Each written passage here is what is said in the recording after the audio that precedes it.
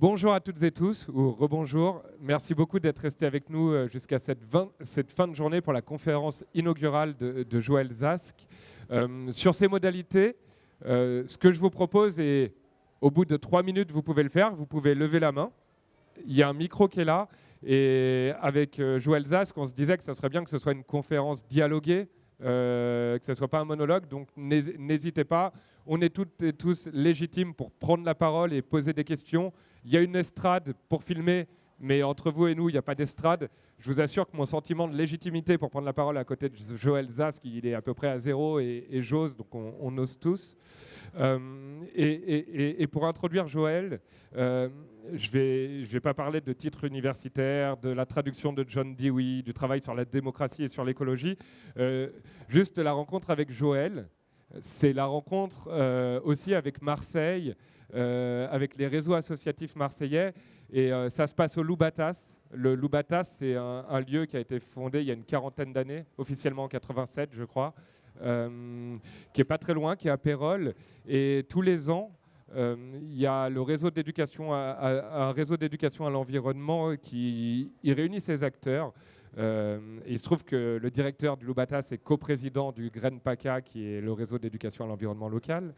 Et lors de ces journées-là, je crois que c'était au mois de septembre dernier, il y a une asso qui se trouve être aujourd'hui nos voisins de bureau, qui s'appelle Opéra Mundi, et en la personne de Florian Jambou, qui a fait intervenir Joël Zask, et donc à l'ombre d'un cyprès, c'est juste pour la phrase, c'était pas un cyprès, je sais plus ce que c'était comme arbre, on a rencontré Joël, et puis on s'est revu court jus, un samedi matin, ça a duré 2 heures, j'ai eu un peu peur, Joël avait beaucoup de questions, en fait, et des questions pour pousser, pour interroger. L'éducation dehors, oui mais. Et après ça, elle m'a dit, cette année, j'organise un colloque paysage et architecture de la démocratie. Je pense que je vais faire une séance sur l'enfance. Et est-ce que tu veux intervenir ? Et c'était au MUSEM, c'était il y a 2 mois, c'était super. Merci.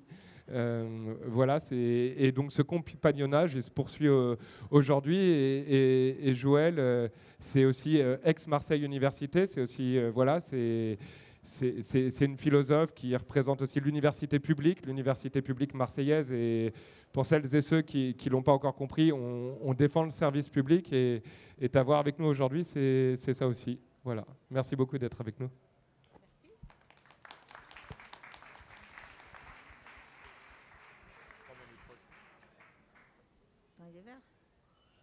Oui. Bonjour, merci beaucoup de cette invitation. Je ne suis pas du tout une spécialiste de théorie de l'éducation.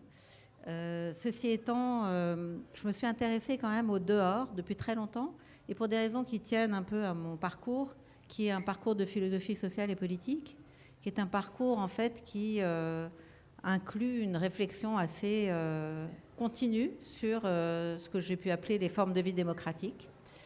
Et il m'est apparu au fur et à mesure que je travaillais sur ces questions, notamment à partir de la philosophie américaine et d'un philosophe qui s'appelle John Dewey et qui est bien connu des pédagogues, des spécialistes de l'éducation. Il m'est apparu que nous avions une vision très très étriquée de la démocratie.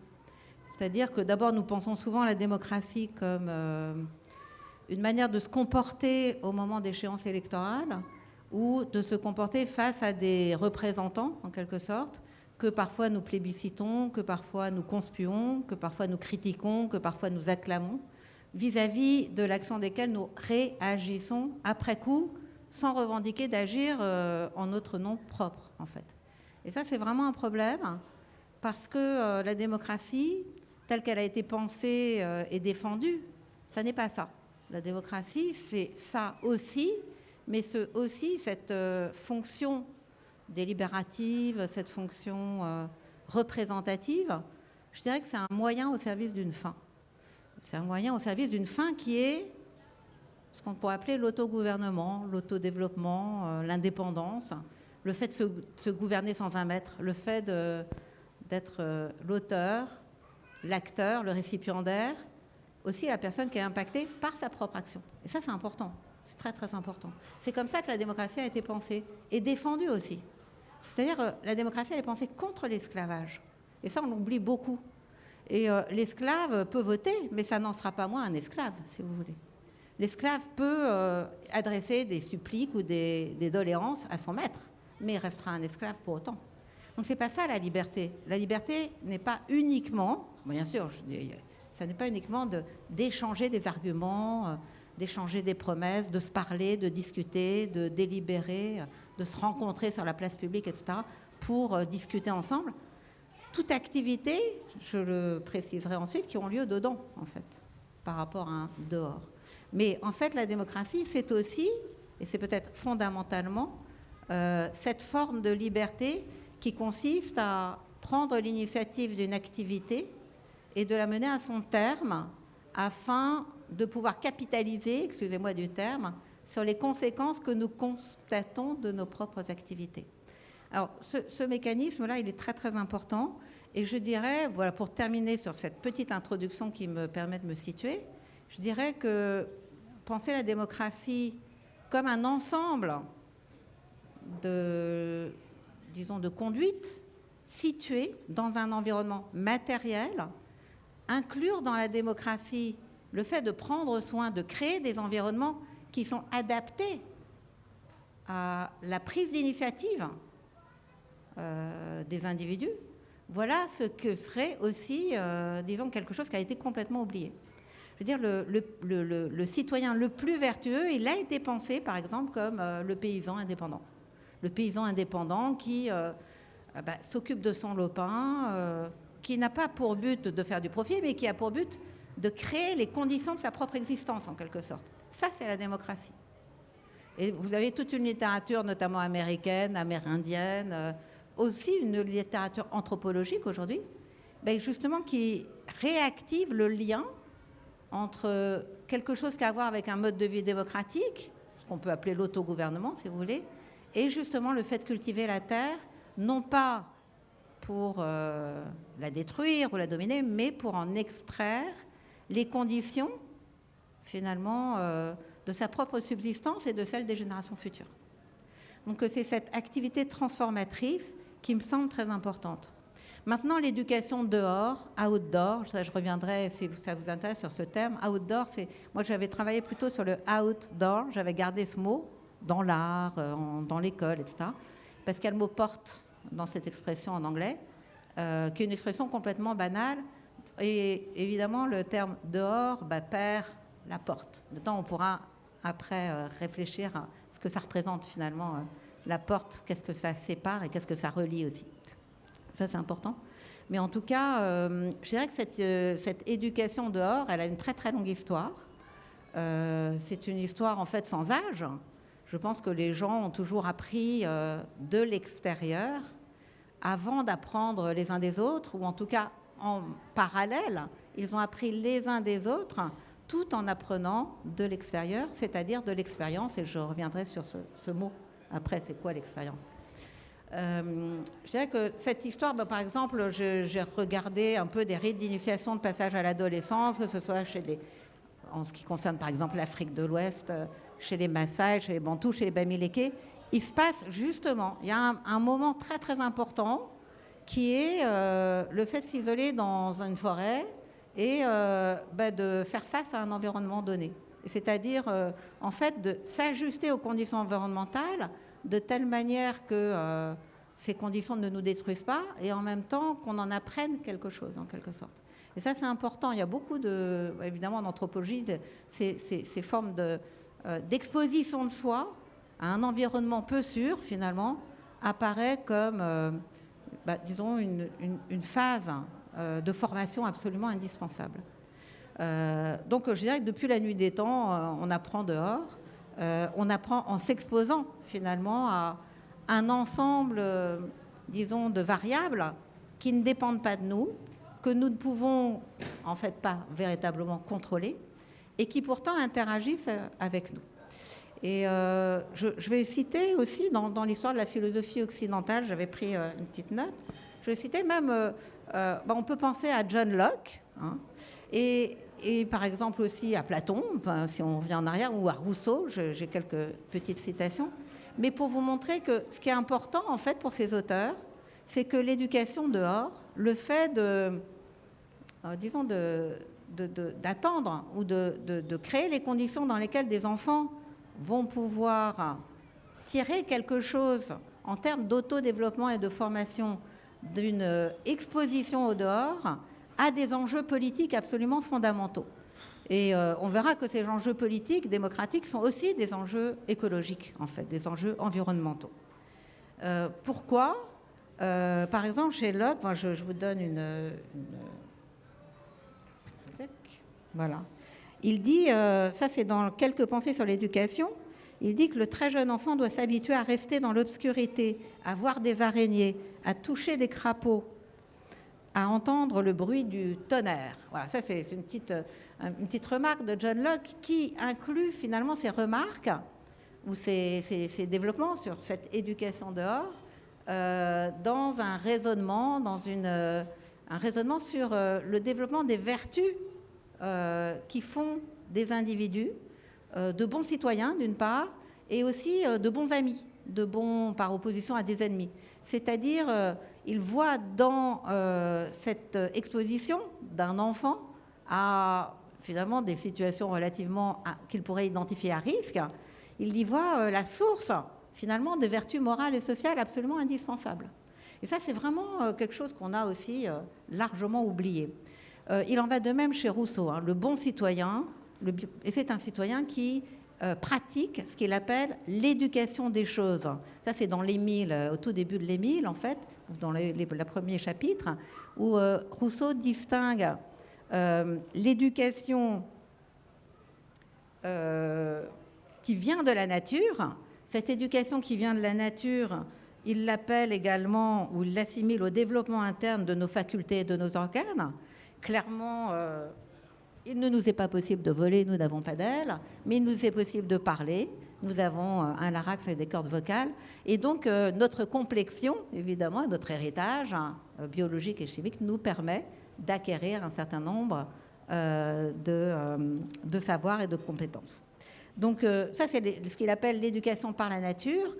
Après, ce à quoi il s'oppose, c'est l'éducation des hommes, c'est-à-dire cette éducation qui consiste à, finalement, apprendre des livres, apprendre d'une pensée qui est déjà formée et qui est formée de telle façon qu'elle exclut la formation de votre propre pensée. Et ça, c'est justement, Rousseau propose qu'Émile n'ait aucun livre. Il propose de mettre tous les livres à la poubelle, comme Descartes d'ailleurs l'avait fait à propos de l'acte de philosophie. Donc jetons tous les livres, mettons-les, cachons-les, ne donnons à Émile aucun livre, et c'est ainsi finalement qu'il accomplira à la fois sa liberté, son autodéveloppement, sa personnalité, et également son sens de la solidarité, son sens de la citoyenneté. Ça c'est intéressant aussi. L'éducation, la troisième forme d'éducation qu'il préconise, c'est l'éducation des choses. Et cette éducation, dit-il, elle consiste à... Voilà, enfin, c'est l'éducation qui vient... voilà, elle consiste en l'acquis. Ça, c'est une phrase qui est vraiment importante. Je pourrais passer 2 heures à la commenter, ce que je ne vais pas faire. C'est l'acquis de notre propre expérience sur les objets. L'acquis de notre propre expérience sur les objets, et ça c'est quelque chose qui finalement contient une métaphysique, une philosophie politique, une philosophie morale, une philosophie sociale absolument complète. Je dirais même une biologie d'ailleurs. Donc qu'est-ce que c'est que l'acquis de notre propre expérience sur les objets? C'est-à-dire en fait on peut penser cette phrase dans tous les sens, c'est-à-dire de constater la manière dont nous avons transformé un objet et finalement de découvrir un cours d'action ultérieur à partir de ce constat, mais c'est aussi d'observer la manière dont les objets agissent sur nous. Autrement dit, on est dans ce qu'on pourrait appeler une interaction. Et cette forme interactive de l'éducation, c'est d'ailleurs ce qui distingue l'éducation de toute autre forme de manière d'hériter. J'en parlerai tout à l'heure. Donc cette façon d'apprendre par l'expérience, va se trouver au centre de ce qu'on a appelé l'éducation progressiste, l'éducation par l'expérience, l'éducation par l'expédition, l'éducation par l'aventure, l'éducation en forêt, etc., etc. Toutes choses qui vont se développer un peu plus tard, c'est-à-dire à partir finalement de la fin du 19e siècle. Par exemple, avec le scoutisme, Baden-Powell, je cite Baden-Powell, qui vous dit que finalement, c'était un militaire, et il dit à la fin de ma carrière militaire, je me mis à l'œuvre pour transformer ce qui était un art d'apprendre aux hommes à faire la guerre, parce que c'est lui qui va inventer le expedition learning et toutes sortes de, finalement, de regroupements d'individus dans une nature et face à des ennemis hostiles. Donc, je m'ai mise à l'œuvre pour transformer ce qui était un art d'apprendre aux hommes à faire la guerre en un art d'apprendre aux jeunes à faire la paix. Le scoutisme n'a rien de commun avec les principes militaires. Et son but, il le dit, je le cite encore, c'est de former de bons citoyens en leur apprenant à vivre en plein air. Je trouve ça très fort, en fait, et c'est très intéressant, d'autant que le scoutisme a évidemment eu de grande postérité et a toujours de beaux jours devant lui, et inclut un très grand nombre de mouvements.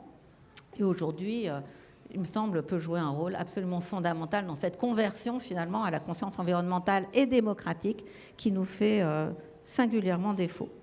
Et puis, il y a encore quelqu'un, moi, je voudrais citer, qui est peut-être pas si connu, qui est moins connu, finalement, que le scoutisme, ou que le guidisme. D'ailleurs, il y a plusieurs mouvements, puisque Baden-Powell est passé du scoutisme, scout, au fait de guider, en fait, et donc à orienter, finalement, la classe dehors, le fait d'apprendre dehors, le fait de s'organiser dehors, vers l'apprentissage de la vie en société, de la solidarité et de l'entraide.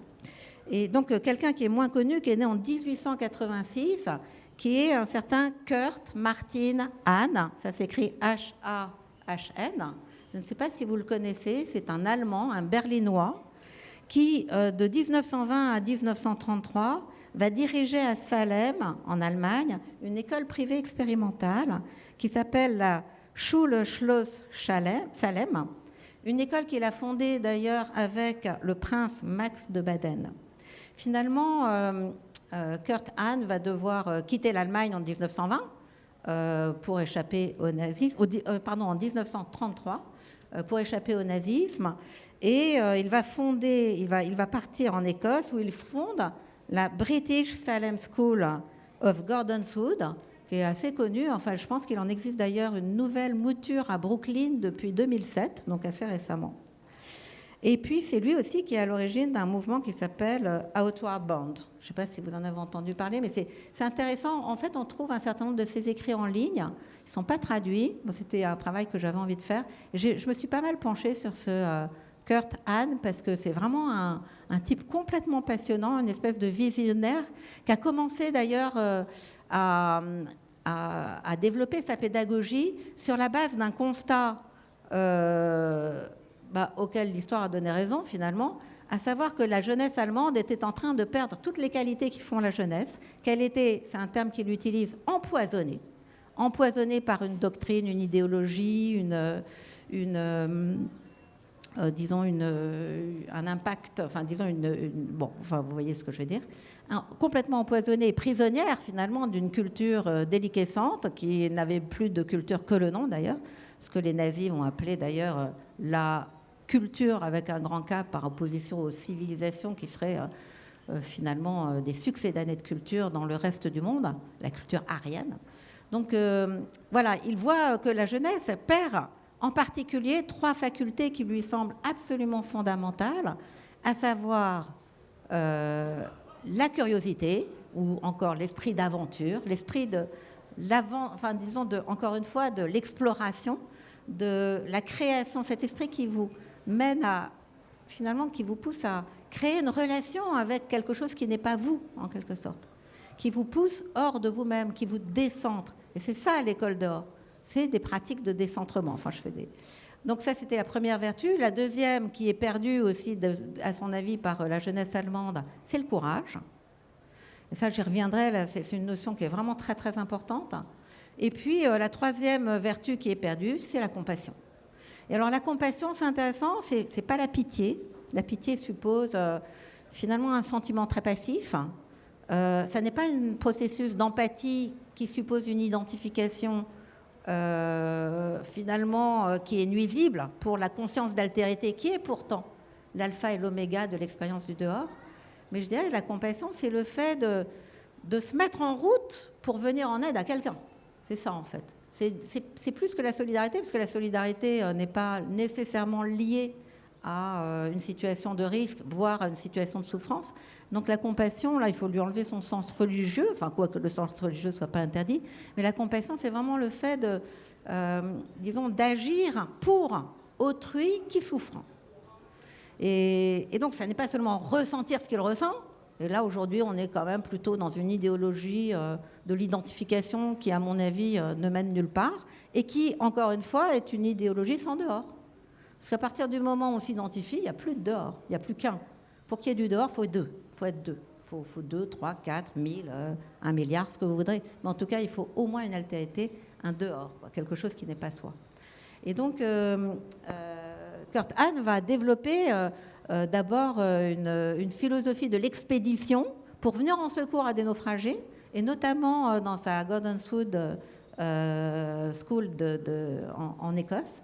Et puis ensuite va développer une pédagogie qui va se marier très bien d'ailleurs aux mathématiques, à la physique, à la littérature, etc., mais qui contient des éléments d'expédition dehors, au cours desquels les élèves sont le plus possible livrés à eux-mêmes, c'est-à-dire en fait, bon ça j'y reviendrai, pas livrés complètement à eux-mêmes, mais en tout cas mis dans une position où ils vont avoir une responsabilité quant au déroulement de leur comportement, de leur conduite. Et ça, c'est vraiment très, très important. Donc, on voit que là, il y a des enjeux politiques qui sont vraiment très, très forts. C'est-à-dire qu'en fait, disons, si effectivement c'est l'école dehors qui est à l'origine, finalement, des sentiments, ce qu'on peut appeler aujourd'hui des passions démocratiques, il y a pas mal de livres qui se sont écrits là-dessus, c'est-à-dire ces passions ou ces émotions qui sont à l'origine des valeurs d'autogouvernement, et des valeurs d'indépendance et de liberté comme indépendance, eh bien l'école classique, l'école traditionnelle, elle mène à tout sauf à la démocratie. Et ça, je crois que c'est effectivement un peu des leçons qu'on peut tirer, à savoir que l'école, disons, traditionnelle est une école qui tourne le dos finalement à la création pour soi, par soi et de soi des conditions de sa propre formation. Et c'est très, très problématique, qui extirpe finalement la capacité à l'auto-formation hors des élèves. Il y a quelqu'un qui est... Enfin, bon, je laisse. Est-ce qu'il y a peut-être des questions jusque-là? Parce que après, je voulais vous parler de ce que c'est que l'expérience. L'éducation par du dehors, c'est ou au dehors, c'est une éducation par l'expérience. Et je crois que c'est intéressant de s'attarder un peu sur ce mot.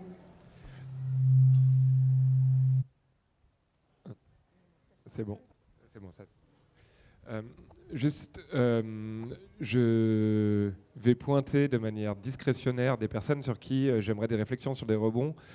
Dans la première partie, lorsque tu citais l'enfant dans le noir, l'enfant de l'araignée, moi je vois toutes ces enseignantes d'école maternelle qui font découvrir leur milieu aux enfants, toutes ces premières expériences. Je ne sais pas si on a des enseignantes qui pourraient témoigner de leur expérience sur ce qu'elles observent comme comportement chez les tout-petits qu'elles emmènent.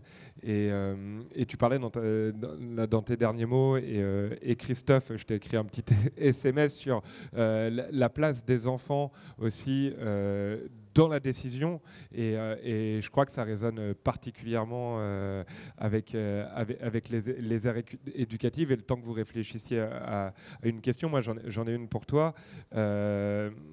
Tu parlais de la démocratie pour lutter contre l'esclavage, et on travaille beaucoup avec un historien anglais qui s'appelle Theodore Zeldin, qui nous a invités à deux choses. D'abord, nous dire, vous intéresser à la nature et à l'éducation à la nature, c'est aussi vous intéresser à l'histoire de ce que l'homme a fait à la nature. Et au même moment où l'homme pouvait chanter les louanges de la nature, épouser ses paysages et les dessiner, la détruisait et s'industrialisait assez violemment. Et la deuxième chose, c'est aller dehors et c'est aller à la rencontre de l'autre et un moment de repli généralisé. Est-ce que l'éducation dehors, c'est pas une éducation à la paix, tout simplement? Ça, c'est ce que dit Baden-Powell, ouais. C'est ça. On apprend à faire la paix quand on est dehors. Parce qu'il faut s'associer, en fait. Et surtout, bon, effectivement, l'éducation par l'aventure ou par l'expédition, en fait, ce qui s'est beaucoup pratiqué aux États-Unis et dans tous les pays anglo-saxons, en fait, où finalement la conduite à risque, ce qu'on pourrait appeler les conduites à risque, ou les conduites qui font un peu sales ou qui finalement permettent aux enfants, obligent les enfants à s'exposer aux intempéries, parce qu'être dehors, c'est ça, c'est le soleil, c'est le vent, c'est la pluie, c'est la grêle, et en fait la conduite dehors n'est pas la même que dedans. Ceci étant, donc je ne prends pas le dehors au sens métaphorique, par exemple, il y a des textes de Lacan très connus sur la dialectique dedans-dehors, et donc il y a effectivement, dit-il, un dehors dans le sac de peau que nous formons. Donc voilà, on peut jouer un peu sur les termes, mais ceci étant, là, on le prend au sens littéral, ce qui est de l'autre côté de la porte quand on sort de la maison. Et effectivement, moi, il me semble que cette, je l'ai constaté moi-même d'ailleurs quand j'ai fait ce qu'on appelle en Corse des opérades, c'est-à-dire quand on va ensemble dehors pour démaquiser un chemin, nettoyer une plage, débroussailler une maison, et ce genre de choses, ou reconstruire un mur. Finalement, il y a des formes de solidarité très très particulières qui se mettent en place à ce moment-là. C'est-à-dire que, d'ailleurs, il y a l'éducation par l'expérience. Chez John Dewey, par exemple, D-E-W-E-Y, pour ceux qui ne le connaîtraient pas, est une éducation qui est impensable indépendamment de la création de ce qu'il appelle la communauté scolaire, qui est une communauté démocratique. Et donc les formes de solidarité qui peuvent se mettre en place à partir du moment où chacun est amené à se décentrer et à faire avec son environnement, ce qui évidemment résonne très fort d'un point de vue environnemental ou écologique, évidemment est tout à fait indispensable pour penser, comme on disait, la paix, en fait, la paix politique, la paix sociale. C'est-à-dire que ce sont des bonnes formules, justement, pour s'exposer aux conditions grâce auxquelles, l'environnement deviendrait un partenaire de notre existence. Et ni un ennemi, ni un ami, mais un partenaire. Et ça, je crois que c'est important de sortir de cette dialectique ennemi-ami. L'éducation dehors, elle nous permet de faire ça. Donc ça, c'est un élément. Maintenant, en ce qui concerne la participation des enfants aux décisions qui les concernent, moi, il me semble que c'est très important que les enfants ont effectivement une voix au chapitre. C'est ce que disait Aristote, d'ailleurs, déjà, dans le premier livre de la politique, à savoir qu'une société humaine n'est pas l'équivalent d'un essaim d'abeilles ou de frelons. C'est-à-dire qu'en fait, dans une société véritablement humaine, chacun compte pour un. Et la famille elle-même est une société, une petite république, en fait, dans laquelle chacun a voix au chapitre. Et donc, une famille, finalement, est vouée à, disons, transmettre des notions communes grâce auxquelles, disons, une discussion sur les conditions du vivre ensemble est possible. Donc ça, c'est vraiment très important. C'est important. Maintenant, je dirais que encore une fois, ça n'est que la moitié de l'autogouvernement. Et on peut revenir à l'éducation des choses de Rousseau, ou à l'éducation par l'expérience. C'est-à-dire qu'un enfant à qui vous donnez un crayon et une feuille de papier pour qu'il développe ce que Coretta Kent, une pop artiste que j'aime beaucoup, appelait son esprit créatif, qui n'est pas de l'art, hein, mais qui est l'esprit créatif. Enfin, l'art et l'esprit créatif font deux. Cet enfant va apprendre quelque chose de lui-même qu'il n'apprendra pas du tout si vous ne lui donnez un crayon que pour faire des ronds et des bâtons et le préparer à l'écriture. Ça n'a rien à voir, si vous voulez. Donc en fait, l'expérience, c'est mon expérience ou ça n'est pas une expérience. Et cette expérience comporte ce qu'on appelle dans les sciences expérimentales du tâtonnement, de l'erreur et de l'essai.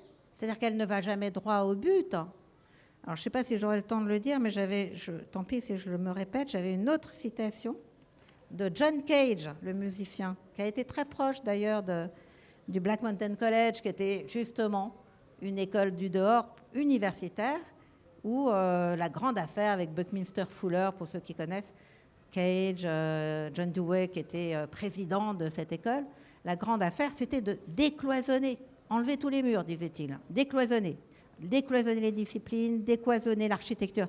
Et là, je voudrais en parler de l'architecture de la salle de classe et de l'école aussi. Mais enfin, je ne pourrais pas parler de tout. Et donc, Cage, il vous dit... Moi, j'adore cette citation.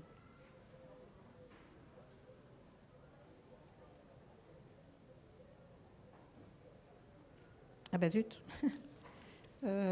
Tic, tic, tic. Excusez-moi. Bon, ben je ne l'ai pas marqué finalement.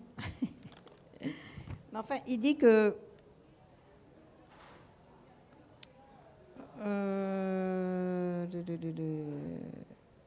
Non, bon, excusez-moi, je n'ai pas marqué la citation. Mais en tout cas, il dit que, quel que soit, je résume, quel que soit le chemin, quelle que soit la direction qu'on prend, l'essentiel, c'est de lâcher prise, s'exposer, s'abandonner. Ça, c'est un terme qu'il utilise, s'abandonner, quelle que soit la direction qu'on prend. De s'abandonner, de s'exposer, de lâcher prise. Et ça, je trouve ça très beau parce que c'est la condition, évidemment, je dirais, de la création artistique, de la création tout seul, mais c'est aussi la condition de ce qu'on appelle la croissance, c'est-à-dire la maturation. C'est quoi, finalement, qu'est-ce que ça veut dire, amener un enfant à l'âge adulte? C'est le mener vers l'indépendance.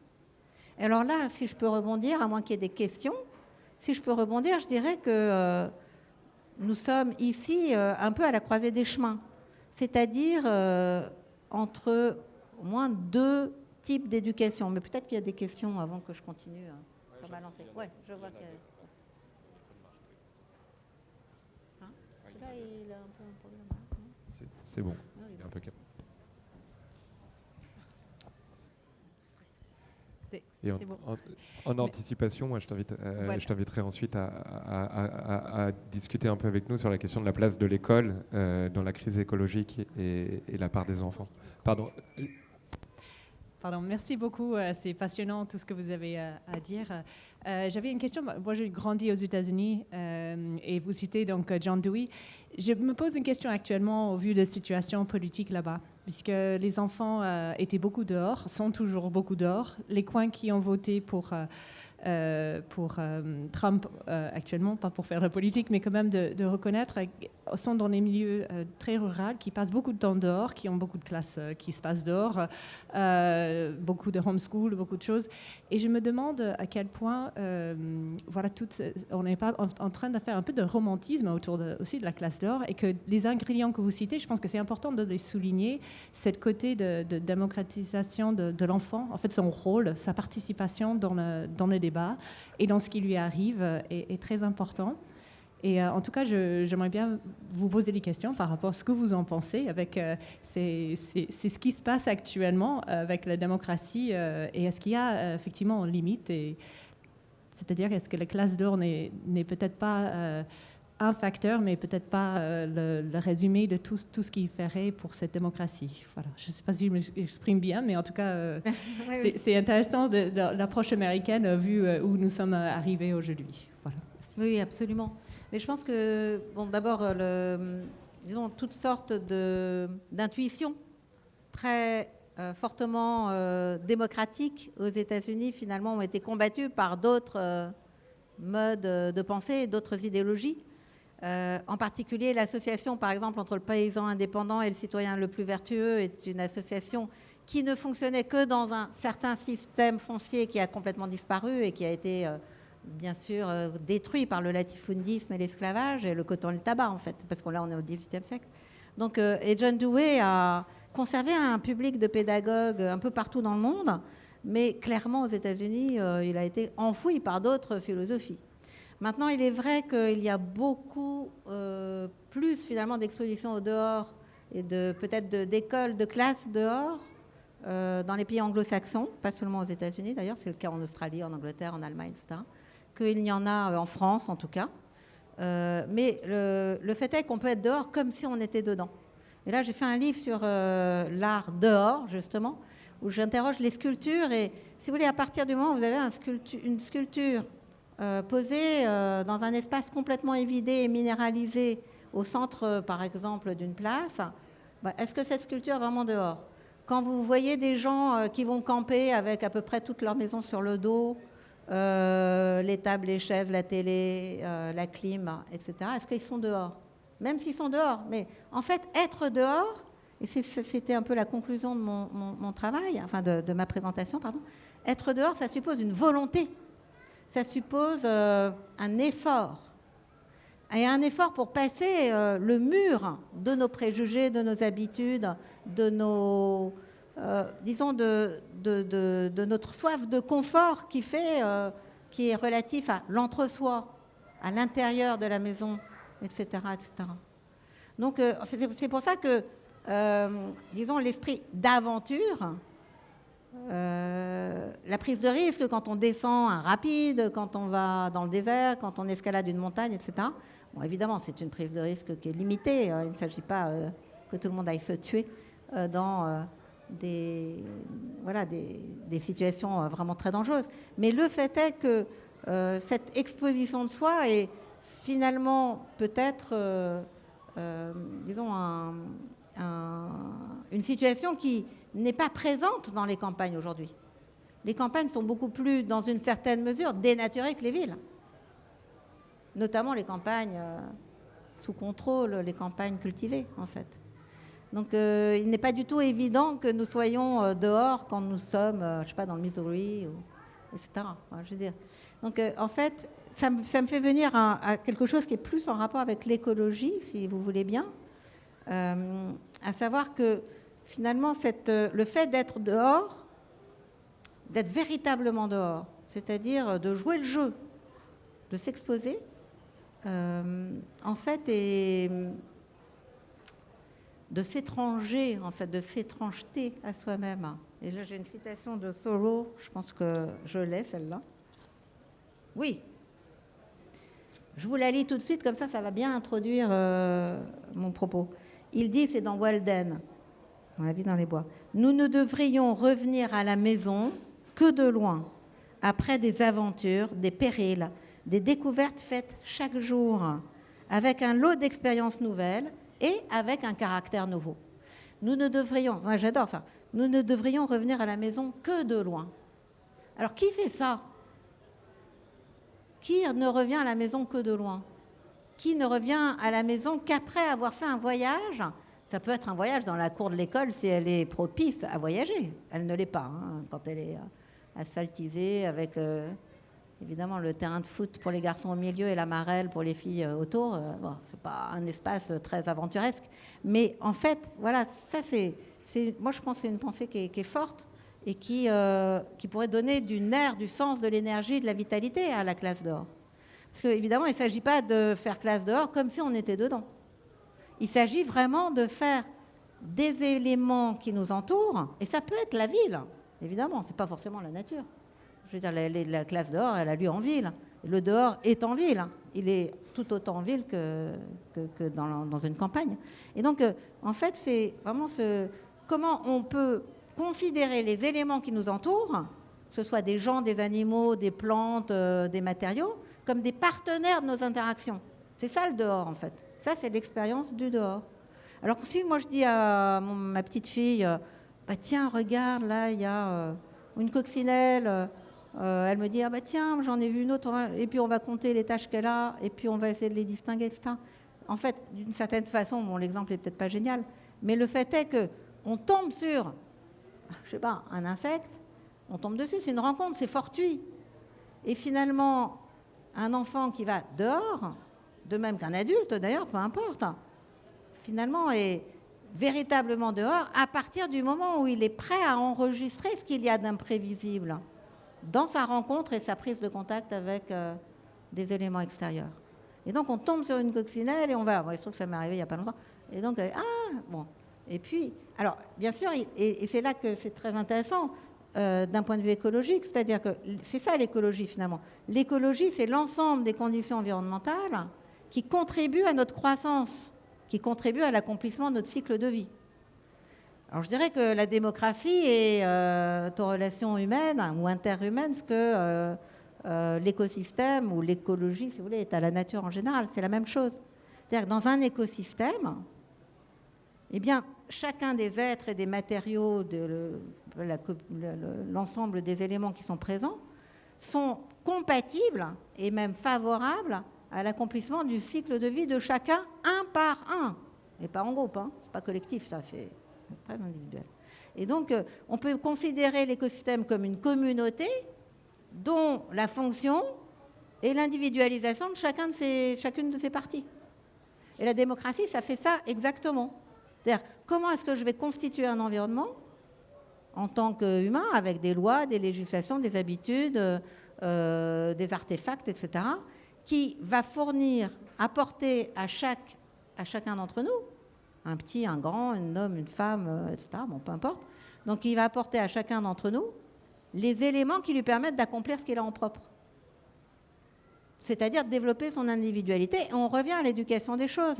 Parce que si Rousseau dit que c'est tellement important l'éducation des choses, c'est parce que ça évite que nous voyons l'éducation comme un processus de compétition, de comparaison et d'imitation. Autrement dit, c'est la seule manière d'être soi-même. C'est d'apprendre par l'expérience, en fait. Sinon, on sera toujours pris dans ce que Rousseau appelle le spectacle, en fait, et l'image. Bon, bref. Donc ça, c'est une partie de l'histoire. Et l'autre partie de l'histoire, j'arrive tout de suite, ça c'est important, l'autre partie de l'histoire, c'est qu'évidemment, il y a une limite qui est aussi environnementale et qui a un sens écologique, à mon avis, c'est qu'en agissant, en faisant l'expérience de son environnement, par exemple de la coccinelle dont je vous parlais tout à l'heure, il ne s'agit pas de la détruire, il ne s'agit pas de l'écrabouiller, parce que là, il n'y aura plus rien à observer. C'est-à-dire que l'expérience n'est véritablement une expérience qu'à partir du moment où, tout en agissant sur mon environnement afin d'y provoquer des changements dont l'observation me permet d'inventer la suite de ma vie, en quelque sorte, eh bien, je ne vais pas aller à la destruction des matériaux de mon expérience. Parce que sinon, encore une fois, l'expérience n'est plus possible et ça, il n'y a pas d'expérience. Une expérience, elle est conclusive dans la mesure où le matériau à partir duquel elle s'organise est préservé, si vous voulez. Et donc ça, c'est très important. Les enfants, évidemment, s'ils écrabouillent les choses vers lesquelles ils ont une impulsion d'observation, il n'y aura plus rien à observer et du coup, ils vont sortir du dehors. Donc le dehors, ça suppose ça à la fois. Ça suppose un environnement plastique qui bouge, c'est-à-dire qui accueille une expérience. Par exemple, je prends la coccinelle sur mon doigt, elle s'envole. Bon, j'ai provoqué une transformation dans la situation que je peux observer. Et cette transformation, évidemment, est du fuel pour, c'est pas écologique, mais pour ma manière de me situer ultérieurement. Voilà. On a 2 questions. On prend les 2 d'affilée. Bonjour. Je voudrais d'abord faire une remarque sur mon expérience concernant les scouts. Je ne suis pas tout à fait d'accord par rapport à mon expérience. Alors, c'était au siècle dernier, il y a longtemps. Mais sur les scouts, oui, les scouts sont utiles, font des choses positives. Et puis, ça a dû bien évoluer depuis l'époque où j'ai été éclaireur de France. Mais c'était quand même très hiérarchique et très... Il y avait des chefs, il fallait obéir. Et enfin bon, j'en dis pas plus, mais le souvenir que j'en ai, c'est que c'était pas très démocratique, en tout cas à l'époque, dans le fonctionnement. Ça, c'était ma première remarque. Là, par contre, où je suis tout à fait d'accord avec vous, c'est sur la démocratie. Et là, je voudrais apporter un autre témoignage sur la démocratie, la véritable démocratie. Parce que depuis des années, on nous balade dans des tas de réunions de concertation. Et moi, j'ai participé à des tas de concertations en tant qu'associatif sur l'environnement. On nous demande notre avis, on peut s'exprimer. J'étais au Grenelle de l'environnement, etc., etc. On peut s'exprimer, il y a des tables rondes, il y a des ateliers, etc. Il y a des comptes rendus qui sont faits. Et dans la pratique, concrètement, il n'en sort pas grand-chose de réel, si ce n'est oui, vous avez raison, c'est très bien, ce que disent les décideurs. Par contre, je voudrais vous faire relater quelque chose qui va dans votre sens au niveau de la démocratie locale.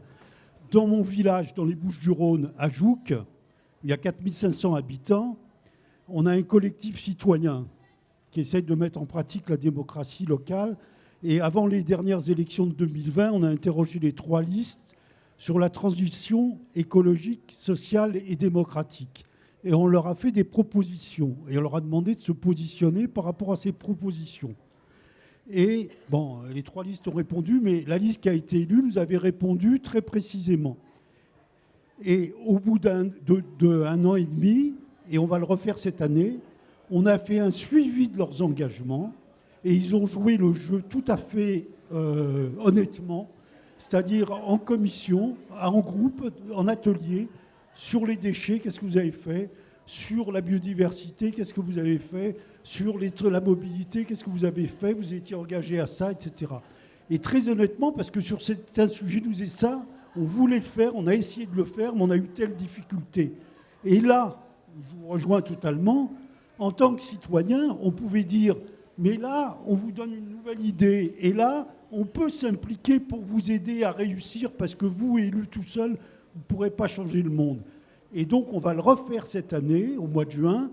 Et là, pour un exemple, par exemple, sur les pistes cyclables sur le village, ils ont essayé de le faire, ça ne marchait pas. Il y a une commission extra-municipale, moi, dont je fais partie. Il y a 12 femmes et on n'est que 2 hommes. Et il y avait un bilan de ce qu'on avait proposé. Et sur la piste cyclable, finalement, quand ils ont fait la synthèse, ils l'avaient enlevé. J'aurais dit, ah oui, mais il y a la piste cyclable entre les 2 villages, vous l'avez oublié. Et ils ont dit, chiche, allons-y. Et du coup, il y a un groupe de travail dans lequel il y a à la fois des élus et à la fois des citoyens. Et on va travailler avec l'aide d'une association spécialisée à réaliser autant que possible une piste cyclable entre les 2 villages. Voilà. Donc c'est pour dire qu'au niveau local, il y a quand même des communes comme Jouques, dans les Bouches-du-Rhône, qui se bougent et qui font avancer les choses. Je ne vais pas rentrer, ça serait trop long de dire tout ce qu'ils ont fait, mais qui font des choses qui vont dans le sens de la classe dehors, qui vont dans le sens de la protection de la biodiversité, etc., etc., y compris sur l'aspect culturel, budget participatif, etc. Voilà. Mais sur les scouts, je serais plus nuancé que vous en disant que les scouts... J'ai parlé de Baden-Powell, je n'ai pas parlé du scoutisme tel qu'il existe, il est pratiqué en France. Enfin, ou ailleurs, je ne sais pas. Je n'ai jamais été au scout, pour dire la vérité.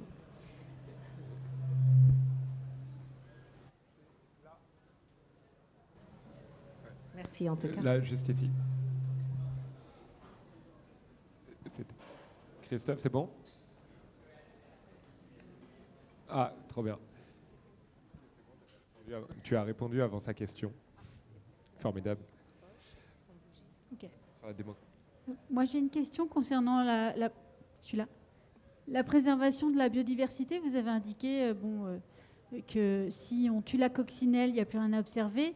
Mais comment inciter les enfants à aller dans la nature si on doit leur dire ne touchez à rien, n'abîmez rien? Enfin, est-ce qu'il n'y a pas ici une contradiction dans la volonté de laisser les enfants libres et surtout dans la massification de la classe dehors? Est-ce qu'il n'y a pas un risque à ce que la biodiversité en pâtisse si c'est mal orchestré? Oui, non, c'est vrai que plus il y a de gens, plus il y a de risques. C'est un peu un problème. On est assez nombreux. Ceci étant, non, justement, disons, l'éducation dehors et par l'expérience suppose une action transformatrice sur son propre environnement. Ça, c'est indispensable. Parce qu'en fait, on n'observe jamais que les changements qu'on provoque dans des situations données. Un enfant, par exemple, il prend un caillou, il le lance dans l'eau, voilà, il y a un effet. Et il observe les ronds. Enfin, c'est un exemple de Hegel, d'ailleurs, pour parler de la phénoménologie. Mais voilà, et en fait, si imaginons qu'il lance un caillou qui ne produise pas des ronds dans l'eau, en fait, il n'apprendra rien du tout. Donc en fait, on apprend. On peut même penser aux gamins qui font des pâtés de sable dans le bac à sable, si vous voulez, ou sur la plage, qui en fait manipulent parfois en boucle des matériaux pour y imprimer des transformations. Mais en fait, cette transformation, de toute façon, sans parler d'un effet papillon, mais la transformation est évidemment le fait de tout être vivant. Tout être vivant agit sur son environnement. Le dernier texte qu'a écrit Charles Darwin, c'était sur les vers de terre, sur les lombrics, pour montrer à quel point les lombrics transforment leur environnement. Et en fait, ils sont indispensables finalement à un environnement qui est d'ailleurs très utile pour nos cultures. Donc, tout être vivant, du fait qu'il se développe et qu'il consomme une partie de son environnement, et qui contribue aussi d'ailleurs, ça peut être positivement en enlevant ou en retirant, en fait, transforme son environnement. La question, c'est comment on transforme. Est-ce que cette transformation va vers la domination, ce qu'on pourrait appeler la domination, ou est-ce qu'elle va vers l'extractivisme, la destruction, le contrôle absolu? Par exemple, ce qui était l'idéal de, disons, l'invention de l'agriculture industrielle, grâce à la chimie, on va faire sans les sols. C'est-à-dire qu'on fait sans la nature. On la supprime. Ce qui est encore l'idéal aujourd'hui du transhumanisme. C'est-à-dire comment se débarrasser de notre nature, si vous voulez, humaine, qui est une nature finie. Donc, ça, c'est des idées qui sont toujours très à la mode, et très fortes. Je pense que le monde virtuel est d'ailleurs une forme de transhumanisme, une manière d'en finir avec la réalité. C'est-à-dire que la réalité, si vous voulez, voilà, donner un coup de pied dedans, ça se ressent. Si vous voulez. Ça ne veut pas dire que vous allez vous casser la jambe. Mais bon, il y a quand même une épreuve, au sens où vous ressentez quelque chose qui n'est pas vous. Et donc, cette transformation, elle est indispensable. Maintenant, la question, encore une fois, est que cette transformation soit même bonne pour l'environnement. C'est-à-dire qui est, je ne sais pas, ça peut être la figure d'Adam à Éden. Adam est, bon, je prends une figure très très ancienne, mais c'est rigolo.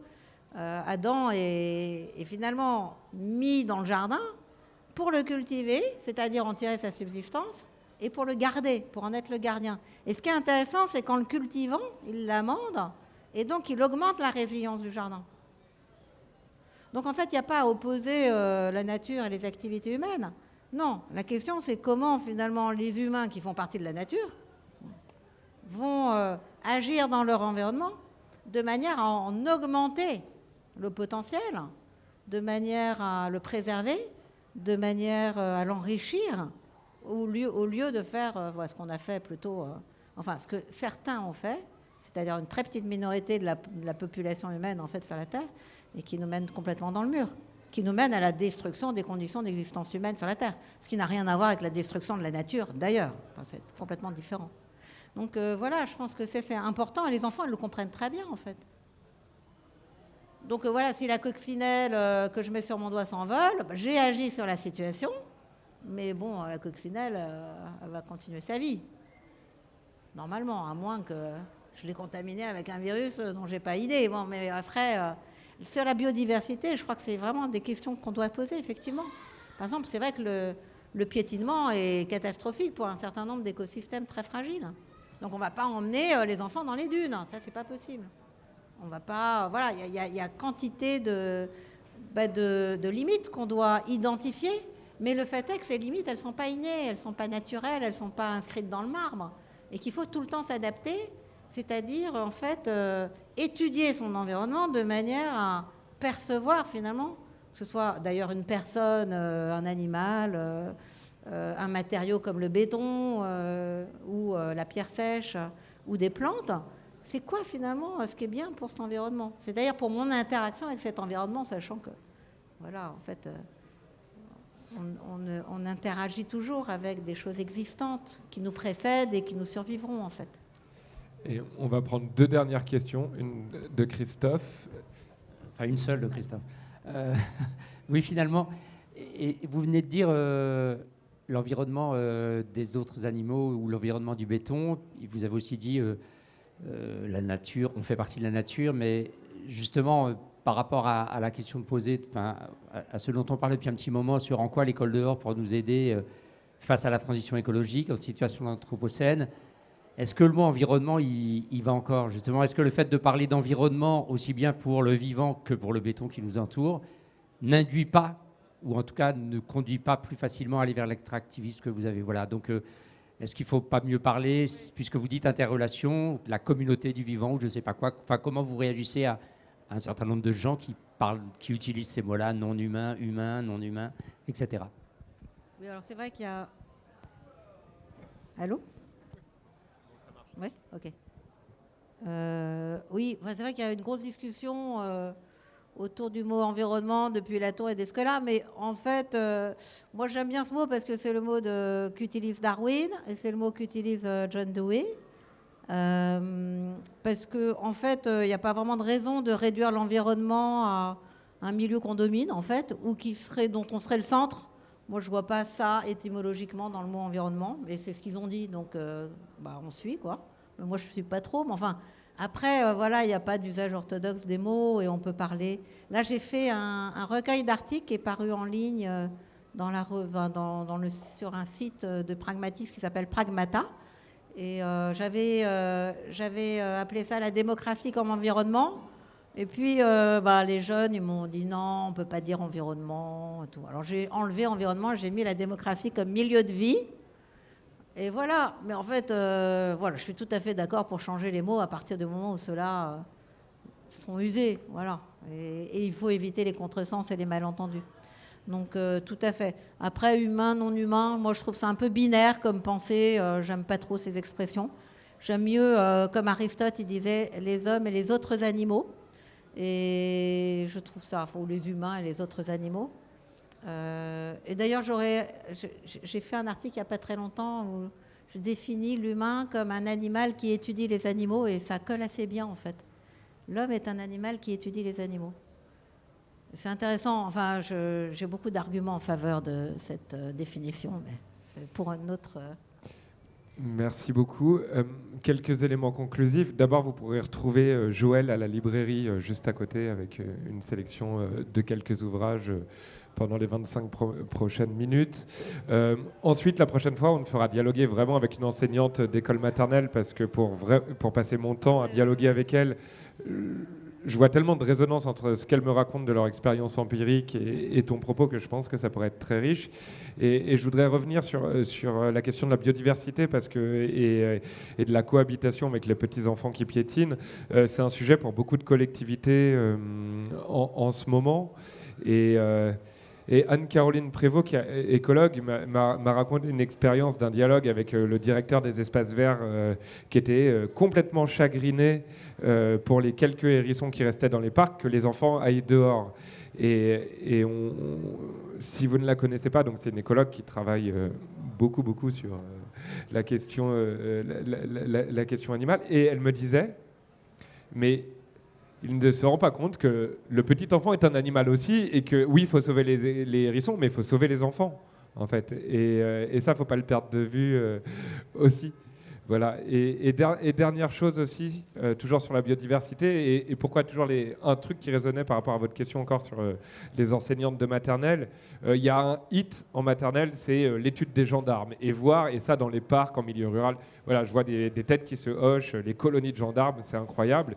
Et très souvent, dans une première expérience du dehors, il y a un petit qui va écraser un gendarme. Donc on a bien une action violente d'un petit enfant qui va tuer un gendarme. Et derrière, qu'est-ce qui va se passer? On va en discuter tous ensemble. Et en fait, un enfant qui n'aurait pas été dehors, il n'aurait pas tué le premier gendarme, mais il ne se serait jamais posé la question. Là, collectivement, il y a une discussion.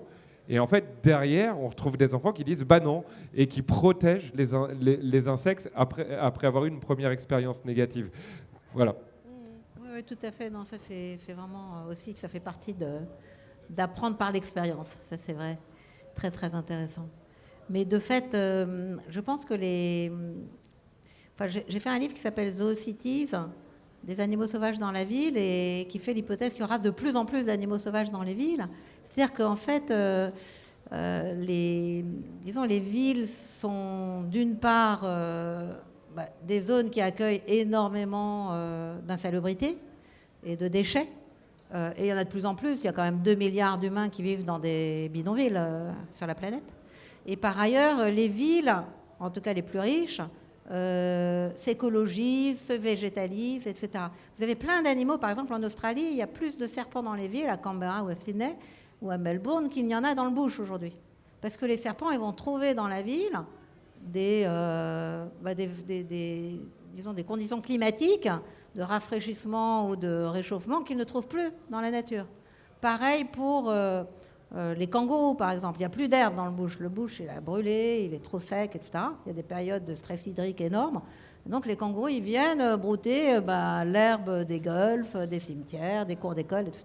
Donc il y a plein de kangourous dans les villes. Il y a plein d'ibis aussi, c'est des espèces de grands oiseaux blancs qui sont dans les poubelles et qui viennent vous piquer votre sandwich ou ce que vous mangez, votre frite, enfin peu importe. Donc en fait, ça c'est vraiment une hypothèse qui est forte et qui tend à se vérifier, à savoir qu'il y a effectivement de plus en plus d'animaux en ville. Alors c'est évidemment pas tous les animaux, mais il faut savoir, enfin l'idée qu'il y a comme une forme d'incompatibilité radicale entre la présence des humains dans un environnement donné et la présence des animaux, c'est une idée qui est fausse en réalité.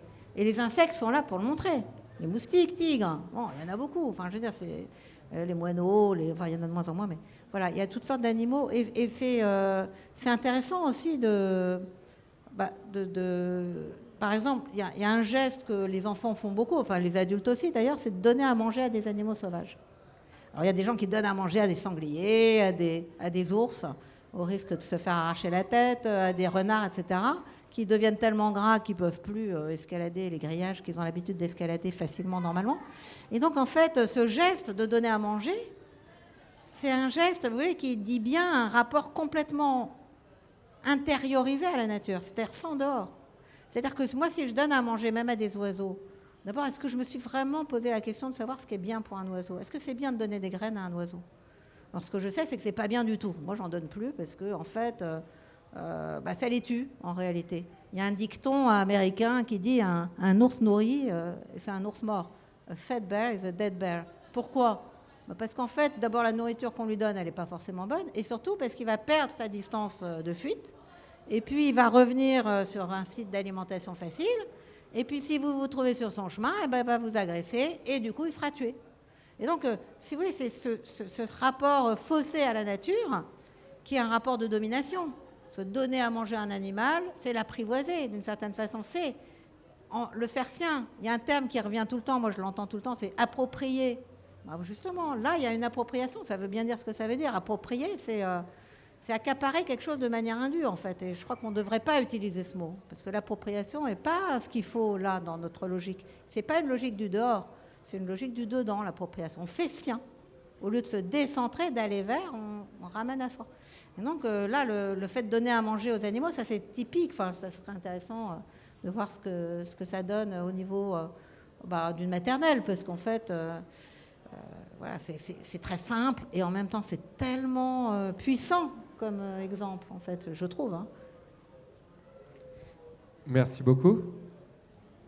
Il y a un verre de l'amitié qui est proposé à Zoumaï, qui est un bar qui est pas loin du tout, à 5 minutes à pied. Voilà, à tout à l'heure. Merci à toutes et tous. Merci beaucoup.